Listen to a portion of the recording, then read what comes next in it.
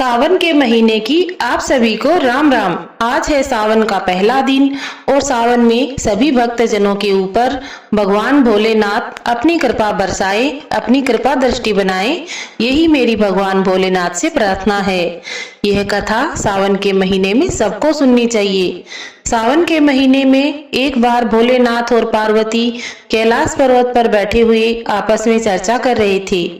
तभी माता पार्वती ने देखा कि कोई शिव जी के ऊपर पानी चढ़ा रहा है, कोई दूध चढ़ा रहा है और कोई दूर दूर से गंगा माता का पवित्र जल लेकर कावड़ में भरकर आकर भोलेनाथ के ऊपर जल अर्पित कर रहा है। तभी माता पार्वती के मन में जिज्ञासा हुई कि हे प्रभु, सावन के महीने में ये सब आपकी इतनी पूजा क्यों करते हैं। तभी भोलेनाथ उनको विस्तार से समझाने लगे कि हे पार्वती, सावन के महीने में मुझे जल अर्पित करने का बहुत बड़ा महत्व है। जो सावन के महीने में मुझे जल, दूध आदि अर्पित करेगा वो सीधा स्वर्ग लोक को प्राप्त होगा। तब माता पार्वती ने कहा, हे प्रभु, यहाँ पे देखिए लाखों लोग जल अर्पित कर रहे हैं, क्या ये सभी लाखों करोड़ों भक्त सभी स्वर्ग को प्राप्त होंगे। तभी भोलेनाथ ने माता पार्वती को समझाकर कहा कि हे पार्वती, ये सभी भक्त जन तो तन से मेरी पूजा कर रहे हैं, इससे भी ज्यादा महत्व मन से पूजा करने का है।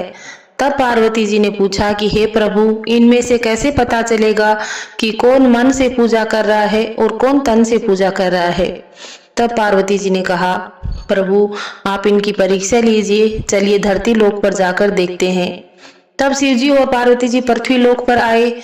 शिव जी ने एक कोढ़ी ब्राह्मण का रूप धारण कर लिया और पार्वती जी ने एक सुंदर स्त्री का रूप धारण कर लिया और दोनों भोलेनाथ के मंदिर के बाहर सीढ़ियों के नीचे बैठ गए। पार्वती मैया आने जाने वालों को कहने लगी कि हे प्रभु, यहाँ पर तक तो मैं इनको ले आई हूँ, इनको मैं यहाँ तक कंधे पर ढोके लाई हूँ। मेरे पति का कोढ़ी शरीर हो गया है। मैंने सुना है कि यहाँ जो मंदिर में आकर जल अर्पित करते हैं उनके सभी रोग नष्ट हो जाते हैं।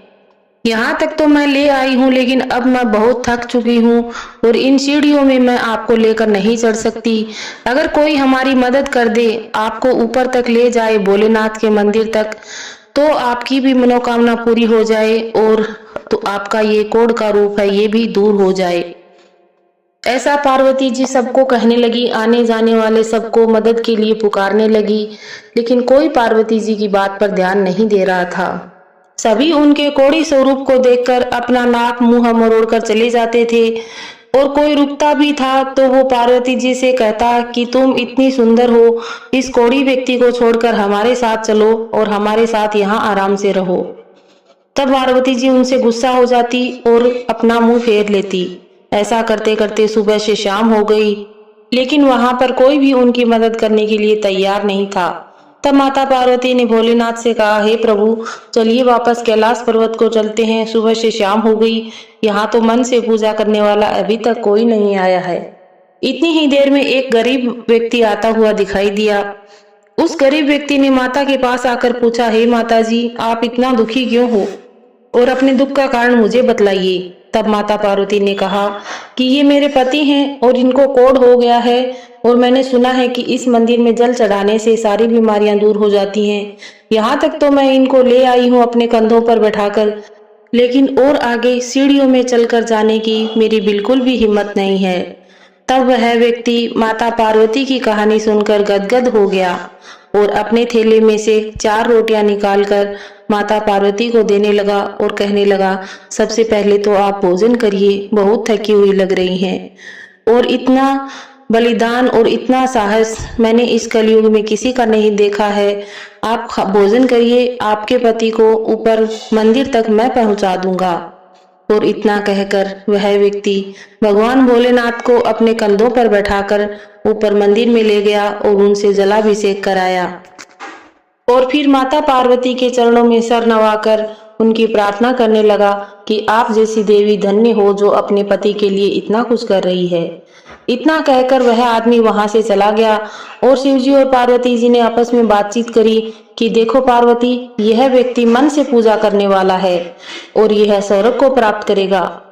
इस तरीके की कहानी से हमें ये शिक्षा मिलती है कि हमें भोलेनाथ की तन से तो सेवा करनी ही चाहिए, रोज जल चढ़ाना चाहिए, कच्चा दूध चढ़ाना चाहिए लेकिन हमें मन से भी जो इस तरीके का व्यक्ति हमें मिल जाए तो हमें उनकी दिल से सेवा करनी चाहिए। क्या पता कब भोलेनाथ हमारी परीक्षा लेने के लिए धरती पर आ जाएं। सभी भक्तजनों को भोलेनाथ के सावन की बहुत बहुत शुभकामनाएं। भगवान भोलेनाथ की सेवा पूजा करते रहिए और हर रोज एक नई कहानी भोलेनाथ की सुनने के लिए इस चैनल राजस्थानी रीति रिवाज को सब्सक्राइब कर लीजिए। रोज एक नई कथा सावन के अंदर शिव जी की सुबह सुबह आपको मिल जाएगी। सुबह 5 बजे मेरे चैनल राजस्थानी रीति रिवाज के ऊपर आपको हर रोज एक नई कहानी मिलेगी। एक नई कहानी के साथ भोलेनाथ का सावन शुरू करिए और हर रोज महादेव की पूजा भक्ति करिए। उसी के साथ ये महादेव की एक कथा रोज सुनिए। पसंद आए तो अपने फ्रेंड्स और फैमिली में शेयर कर दीजिए। अपनी बहनों, नंदों और अपनी सहेलियों को भेज दीजिए। ऐसी ही कहानियां वो भी रोज सुन सकें। रोज महादेव की एक कथा आपको इस चैनल के ऊपर मिल जाएगी। पूरे सावन रोज एक कथा आपको सुबह सुबह 5 बजे ही प्राप्त हो जाएगी। ऐसी ही सुंदर कथा के साथ हम कल मिलेंगे इसी टाइम पर। आप सभी भक्तजनों को राम राम, जय श्री।